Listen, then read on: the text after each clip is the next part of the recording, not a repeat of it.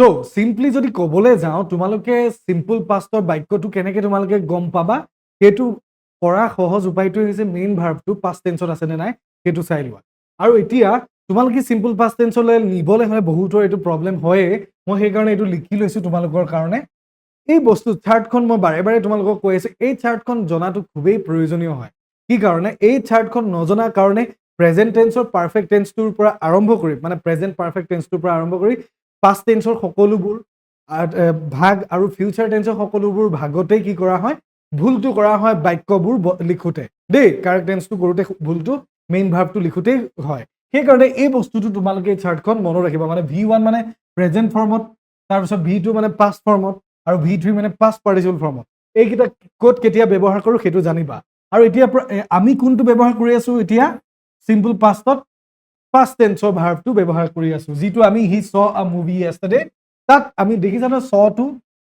ইয়াৰ main ভাৰ্বটোৱে আমাক দেখাই দিছে যে এইটো পাষ্ট ফৰ্মত আছে তাৰ মানে আৰু পিছফালে একো আৰু বেলেগ কাৰ্য নাই গতিকে এইটো এটা সিম্পল পাষ্ট টেন্সৰ বাক্য বুলি আমি সিম্পলি গম পাইছো যে অতীতত ঘটি যোৱা কিবা এটা ঘটনা মই সিম্পলি বৰ্ণনা কৰিছো সাধাৰণভাৱে বৰ্ণনা কৰিছো তাত আৰু বেলেগ আৰু মাস্কা লগোৱা নাই মানে যেনেকে কিমান দিনৰ পৰা হৈ আছে কিমান দিনৰ পৰা হৈ আছে ইমানৰ পৰা কিমান দিনলৈকে মানে আমি যেনেকে কন্টিনিউয়াছ টেন্স বা পাৰফেক্ট টেন্স বা পাৰফেক্ট কন্টিনিউয়াছ টেন্সবোৰ কৰোঁতে ব্যৱহাৰ কৰোঁ কিন্তু ইয়াতো আকৌ এটা কথা আমি পিছলে পাম যে অতীততে আৰম্ভ হৈ অতীততে শেষ হৈ যোৱা এটা নিৰ্দিষ্ট যদি টাইম পিৰিয়ড দিয়ে তাতো আমি সিম্পল পাষ্ট টেন্সটো কেনেকৈ ব্যৱহাৰ কৰোঁ সেইটো কথা আমি শিকিবলৈ গৈ আছো তো গতিকে তোমালোকে এইটো গম পালা যে মেইন ভাৰ্বটো চেঞ্জ কৰিও আমি কি কৰিব পাৰোঁ চেঞ্জ কৰিয়ে আমি কি কৰোঁ পাষ্ট টেন্সলৈ সিম্পল পাষ্ট টেন্সত বাক্য এটা অতীতৰ লিখিব পাৰোঁ তাৰপিছত 2 নম্বৰ যিটো ৰুল আছে এইটো চোৱা to list the series of completed actions in the past তাৰ মানে অতীতত যদি একেলেঠাৰি যদি কিবা ঘটনা ঘটিছিলে বা কাৰ্য যদি সম্পাদন কৰা হৈছিলে তেতিয়া সেই কাৰ্যবোৰ বৰ্ণনা কৰিবলৈ যাওঁতে আমি সিম্পল পাষ্ট টেন্সটো ব্যৱহাৰ কৰিব পাৰোঁ এতিয়া চাবা যেনিবা মই তোমালোকক উদাহৰণ দিছো কাইলৈ যেনিবা যোৱাকালি যেনিবা তোমালোকৰ স্কুলত শিক্ষক দিৱস আছিলে শিক্ষক দিৱসত তোমালোকৰ স্কুললৈ আমাৰ অসমৰ শিক্ষামন্ত্ৰী ৰণোজ পেগু ডাঙৰীয়াক যেনিবা মাতিছে ঠিক আছে ধৰা হ'ল তাৰপিছত এতিয়া তোমাক কালি সেইটো পাৰ হৈ গ'ল এতিয়া আজি মই তোমাক বৰ্ণনা কৰিবলৈ দিছো তুমি ৰাতিপুৱাৰ পৰা কেনেকৈ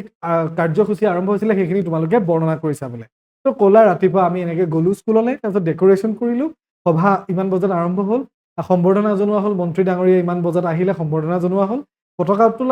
উত্তোলন নহয় ঠিক আছে ভাষণ দিলে আমাৰ ছাত্ৰ ছাত্ৰীক উদ্দেশ্যি আমাৰ ছাত্ৰ ছাত্ৰীৰ প্ৰব্লেমবোৰ সমস্যাবোৰ শুনিলে তো এক ধৰণে একেলেঠাৰিয়ে কাৰ্যবোৰ ঘটিছে তো কৰিলে শুনিলো ভাষণ দিলে তো এইটো এটা কাৰ্য শেষ হৈ গৈ আছে ইটোৰ পিছত সিটো তো এনেধৰণে একেলেঠাৰিয়ে ইটোৰ পিছত সিটো অতীতত ঘটি যোৱা কাৰ্যবোৰ বৰ্ণনা কৰিবলৈ যাওঁতেও আমি সিম্পল পাষ্ট টেন্সটো ব্যৱহাৰ কৰিব পাৰোঁ তো এইটো চোৱা হি ফিনিশ্ড ৱৰ্ক সি কাৰ্যটো শেষ কৰিলে ৱাক টু দ্য ৰোড কি কৰিছে সি তাৰপিছত কাৰ্যটো শেষ কৰি কলৈ ওলাই গ'ল ৰাস্তালৈ ওলাই গ'ল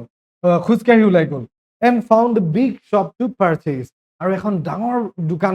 পালে য'ত সি নেকি বস্তু কিনিব পাৰিব তো এই ধৰণে চোৱা এইটো 1 নম্বৰ কাৰ্য এইটো 2 নম্বৰ কাৰ্য এইটো 3 নম্বৰ কাৰ্য তো 3 নম্বৰ 3টা কাৰ্য আমি একেলেঠাৰি ইটোৰ পিছত সিটো ধাৰাবাহিকভাৱে আমি লিখি কমা দি লিখিও আমি সিম্পল পাষ্ট টেন্সত অতীতৰ কাৰ্যবোৰ বৰ্ণনা কৰিব পাৰোঁ সেইটোৱে কথা আমি অতীতত ঘটি যোৱা একেলেঠাৰি ঘটা কাৰ্যবোৰো সিম্পল পাষ্টত আমি কমা দি লিখি বৰ্ণনা কৰিব পাৰোঁ বৰ বেছি টান কথা নহয় সিম্পলি এইটোৱে জানি থোৱা যে অতীতত একেৰাহে ঘটা কাৰ্যবোৰক মানে একেলেঠাৰি ঘটা কাৰ্যবোৰকো আমি কি কৰিব পাৰোঁ সিম্পল পাষ্ট টেন্সত লিখি বৰ্ণনা কৰিব পাৰোঁ হৈ গ'ল সেইখিনি তোমালোকৰ বুজি পাইছা একো ডাউট নাই বোধহয় মই আশা কৰিছোঁ তোমালোকৰ ডাউট নাই যদি কিবা ডাউট থাকে তেতিয়াহ'লে তোমালোকে কমেণ্টত জনাই দিবা আৰু সেই কমেণ্টবোৰ আমি ৰিপ্লাই দিবলৈ চেষ্টাটো কৰিম লগতে আমি যদি বেছি কমেণ্ট হৈ যায় তেতিয়াহ'লে ডাইৰেক্ট ৰিপ্লাই দিয়াতকৈ তাৰ কাৰণে গোটেই কমেণ্টৰ ডাউটবোৰ লৈ আমি এটা নতুন ভিডিঅ' প্ৰস্তুত কৰিম তোমালোকৰ সুবিধাৰ্থে গতিকে নিজৰ ডাউটবোৰ তোমালোকে কমেণ্ট বক্সত আমাক জনাই দিবা ঠিক আছে নেক্সট আমি আগবাঢ়োঁ তো নেক্সট আমি আহি গ'লো 3 নম্বৰ ৰুলটোলৈ 3 নম্বৰ ৰুলটোত কি কৈছে চোৱা to express the certain duration which starts and stops in the past for 2 years, for 5 minutes, all day, all year. That means to describe events that happened over a period of time in the past but not now. তো এইটো মই অলপ আগত তোমালোকক কৈছিলোৱে মই তোমালোকক অলপ আগত কৈছিলো এইটো যেতিয়া ৰুল আমি পঢ়ি আছিলো যে অতীততে এটা পিৰিয়ড অফ টাইম মানে নিৰ্দিষ্ট সময়সীমা যদি বান্ধি আমাক কয় যে সেই সময়খিনিত এনেকুৱা এটা ঘটনা ঘটিছিলে তো সেই কথাটো বৰ্ণনা কৰিবলৈ যাওঁতেও আমি কি কৰোঁ চিম্পল পাষ্ট টেন্সটো ব্যৱহাৰ কৰিব পাৰোঁ মানে ধৰি লোৱা এতিয়া ইয়াত উদাহৰণ দিছে মই বেলেগকে নিদিওঁ আৰু এই উদাহৰণটো চোৱা কি কৈছে I lived in Chennai for 3 years মই চেন্নাইত কি কৰিছিলো 3 বছৰৰ কাৰণে আছিলো আই লিভড ইন চেন্নাই ইয়ালৈকে মেইন বাক্যটো হৈ গৈছে আই lived in চেন্নাই ইয়ালৈকে বাক্যটো সম্পূৰ্ণ হৈ গৈছে এইটো ছাবজেক্ট এইটো ভাৰ্ব মানে V2 ভাৰ্ব 2 বুলি দিছো মই তাৰপিছত এইটো হৈ গ'ল অবজেক্ট ক'ত আছিলে চেন্নাইত আছিলে তো বাক্যটো ইয়ালৈকে সম্পূৰ্ণ হৈ গ'ল আমাৰ চিম্পল পাষ্ট টেন্সত গম পাই গ'লো সি অতীতত ক'ত আছিলে চেন্নাইত আছিলে কিন্তু কিমান সময়ৰ বাবে আছিলে সেই ডিউৰেশ্যনটো যেতিয়া আমাক দি দিয়ে তেতিয়া আমি সেইটো লগাইও আমি বাক্যটো সম্পূৰ্ণ কৰিব পাৰোঁ যেনেকৈ চোৱা ফৰ 3 years এই ডিউৰেশ্যনটো যে 3 বছৰ যে সি আছিল মানে মই আছিলো আই বুলি কৈছে মই যে 3 বছৰ আছিলো তাত সেই কথাটো একেলগতে বৰ্ণনা কৰিবলৈ মই চিম্পল পাষ্ট টেন্সটো ব্যৱহাৰ কৰিব পাৰোঁ ইয়াত কিন্তু এটা কথা তোমালোকে ইণ্টাৰেষ্টিং মনত ৰাখিবা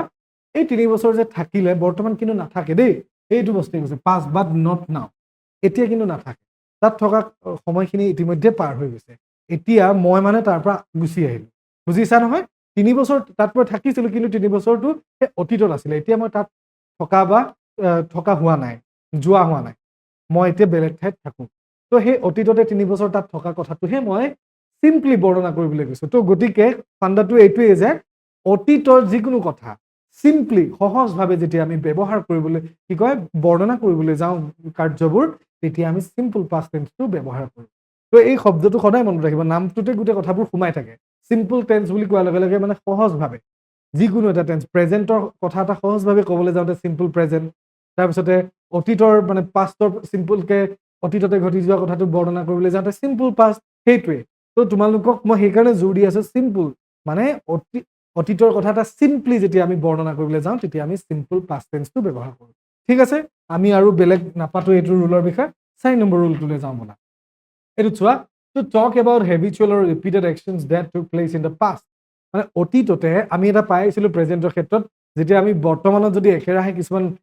অভ্যাসগত কাম কৰি থাকো বোলে মই সদায় ৰাতিপুৱা 5 বজাত উঠো এইটো মোৰ অভ্যাসত পৰিণত হৈছে কালিও উঠিছিলো পৰহি উঠিছিলো আজিও উঠিছো কাইলৈ উঠিম তো এনেকুৱা অভ্যাসত পৰিণত হোৱা কাৰ্যবিলাক আমি কি কৰোঁ প্ৰেজেন্ট চিম্পল টেন্সত লিখো বা চিম্পল প্ৰেজেন্ট টেন্সত লিখো ঠিক তেনেদৰে অতীতত যদি মোৰ কিবা বেলেগ অভ্যাস আছিলে কিন্তু অভ্যাসটো কিন্তু মোৰ এতিয়া নাইকিয়া হৈ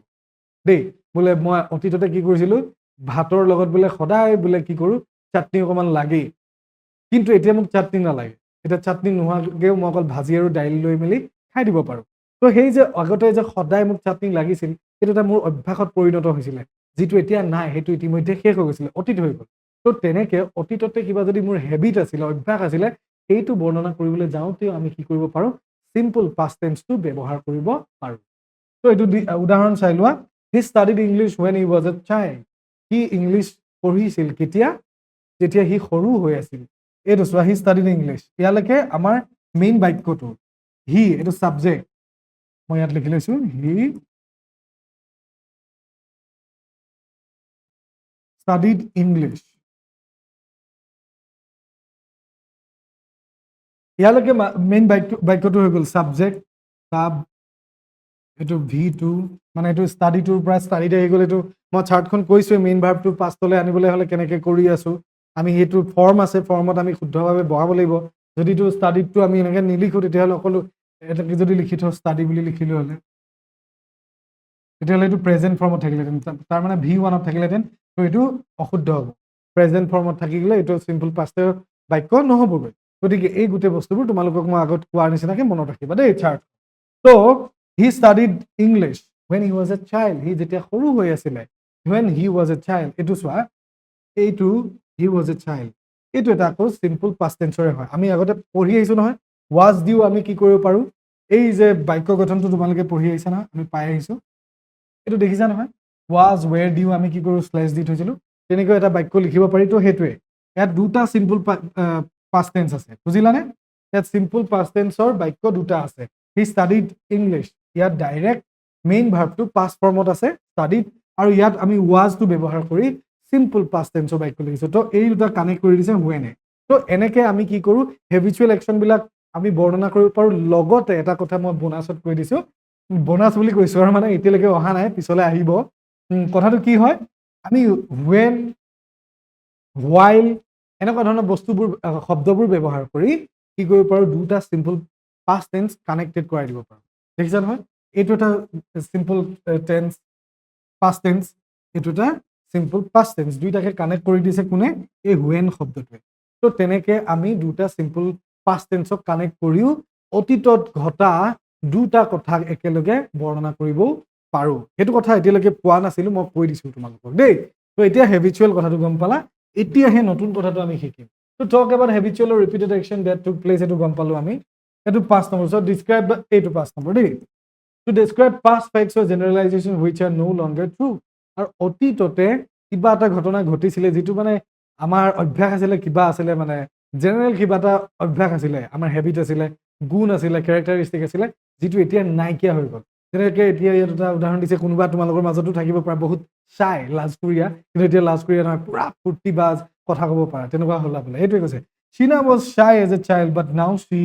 is very outgoing. এইটো হ'লগে চোৱা, Sheena was shy. Sheena কি আছিল, খুব লাজকুৰীয়া আছিল যেতিয়া তাই কি হৈছিলে, সৰু এগৰাকী শিশু হৈ আছিলে,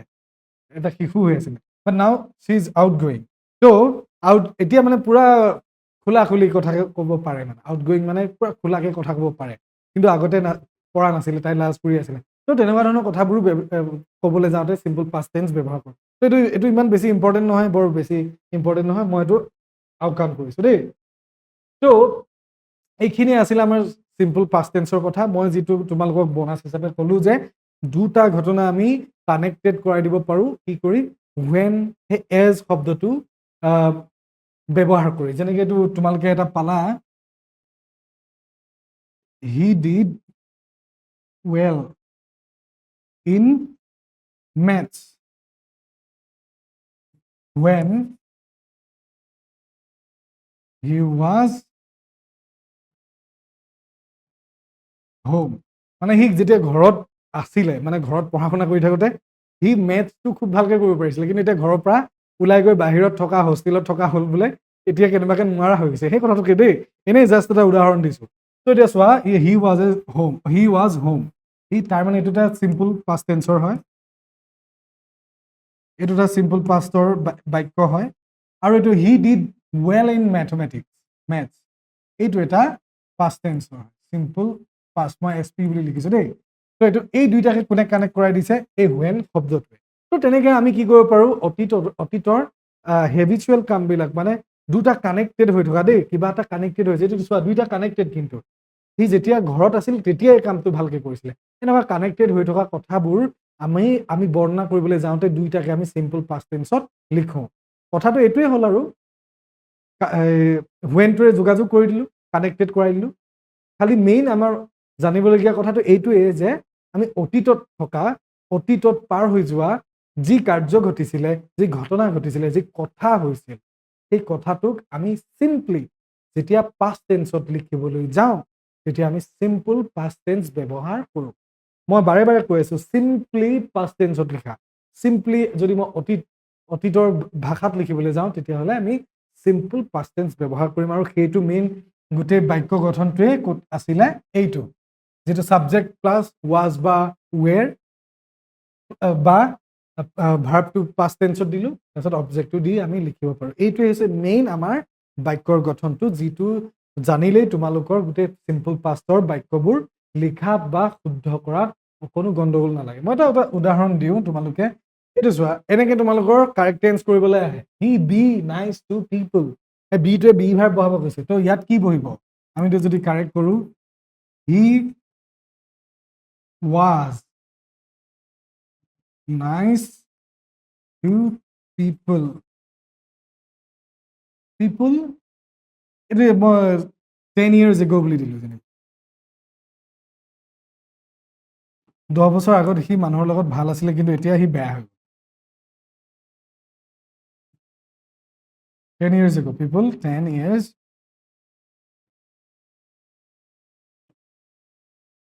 ago. 10 বছৰ আগতে সি মানুহৰ লগত ভাল আছিলে। তেতিয়া এই ৱাজটো হৈ গ'ল আমাৰ পাষ্ট টেন্সলৈ লৈ গ'ল, চিম্পলি পাষ্ট টেন্সলৈ লৈ গ'ল এই ৱাজটো বহাই। তো এইটো এতিয়া কাৰেক্ট টেন্স হৈ গ'ল। ঠিক তেনেদৰে আৰু এটা আমি লিখিব পাৰোঁ। আৰু এটা উদাহৰণ দিছোঁ মই,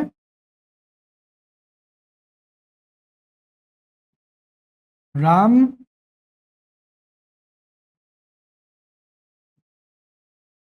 do the sum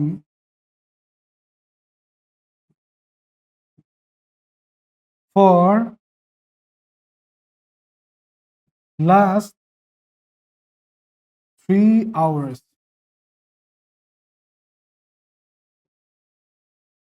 ৰামে চাম মানে অংকটো কৰিলে যোৱা 3 ঘণ্টাৰ কাৰণে, 3 ঘণ্টা এতিয়া উকলি গ'ল, শেষ হৈ গ'ল, পাৰ হৈ গুচি গ'ল, এতিয়া আৰু কথা নাই। ঠিক আছে, ফৰ 3 hours সি অকলে অকলে অংকটো কৰিলে ৰামে। তো ইয়াত ডু বুলি আছে। ঠিক আছে, চামটো অংকটো সি 3 ঘণ্টাৰ কাৰণে কৰিলে, কৰি যোৱা সময়খিনি পাৰ হৈ গুচি গ'ল, তাৰমানে অতীতত হ'ল। সেইটো যেতিয়া মই চিম্পলি যদি চিম্পল পাষ্ট টেন্সলৈ ল'বলৈ যাওঁ, মানে উত্তৰটো লিখিবলৈ যাওঁ, কি কৰিম? চিম্পলি ডুটো কি কৰি দিম?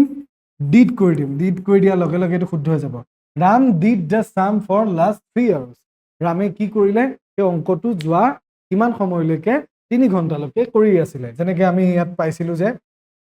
এইটো দেখিছেনে, for 3 years he lived in Chennai for 3 years, যেনেকে আমি সেই পিৰিয়ড অফ টাইমটো বৰ্ণনা কৰি কথাটো চিম্পল পাষ্ট টেন্সত লিখিছো। তো ইমানখিনি আছিলে চিম্পল পাষ্ট টেন্সৰ বিষয়ে। তোমালোকৰ মই আশা কৰিছো তোমালোকৰ সকলোৰে বোধগম্য হৈছে, বুজি পাব পৰা হৈছে আজি গোটেই লেচনটো। বিশেষ একো তোমালোকে টানকে ভাবিব নালাগে বৰ কিবা হয় বুলি। এটাই কথা, চিম্পলি মই বাৰে বাৰে কৈছো এই শব্দটো কি কাৰণে কৈ আছো, এমফেচাইজ কৰি আছো, মানে কথাটো সহজ সৰলভাৱে যেতিয়া অতীতত ঘটনা এটা বা কাৰ্য এটা বৰ্ণনা কৰিবলৈ যাওঁ, তেতিয়া আমি চিম্পল পাষ্ট টেন্সটো ব্যৱহাৰ কৰোঁ। আৰু পুৰা দুটাই নিয়ম আছে, ছাবজেক্ট আছে, ছাবজেক্টৰ লগত ৱাজ বা ৱেৰ বহালো, নতুবা মেইন ভাৰ্বটো পাষ্টত লৈ গ'লো আৰু অবজেক্টটো দি দিলে ই কি হৈ যায়? চিম্পল পাষ্ট টেন্সৰ বাক্যলৈ পৰিণত হৈ যায়। তো এইখিনিয়ে আছিলে আজি চিম্পল পাষ্ট টেন্সৰ বিষয়। তোমালোকে ভালকে চাবা। যদি কিবা ডাউট থাকে তোমালোকে কমেণ্টত জনাবা, আৰু কুৱেশ্যন থাকিলেও তোমালোকে কমেণ্টত জনাবা, আমি তোমালোকৰ ৰিপ্লাই দিবলৈ চেষ্টা কৰিম। লগতে তোমালোকক আমি জনাই আহিছোঁ প্ৰতিটো ভিডিঅ'তে যে আমি লাইভ ক্লাছৰ বাবে প্ৰিপেয়াৰ কৰি আছোঁ তোমালোকৰ। তো তোমালোকে লাইভ ক্লাছৰ আপডেটবোৰ পাবলৈ আমাৰ ভিডিঅ'বোৰ চাই থাকা, আৰু লগতে আমাৰ চেনেলটো ছাবস্ক্ৰাইব কৰা। তেতিয়া আপডেট পাই মেলি লাইভ ক্লাছত জইন কৰিলে তোমালোকৰ ডাইৰেক্ট নিজৰ ডাউট বা কুৱেশ্যনবোৰ সুধি ক্লিয়াৰ কৰি ল'ব পাৰিবা। So thank you for tuning into Students Guide YouTube channel. Keep learning. Goodbye.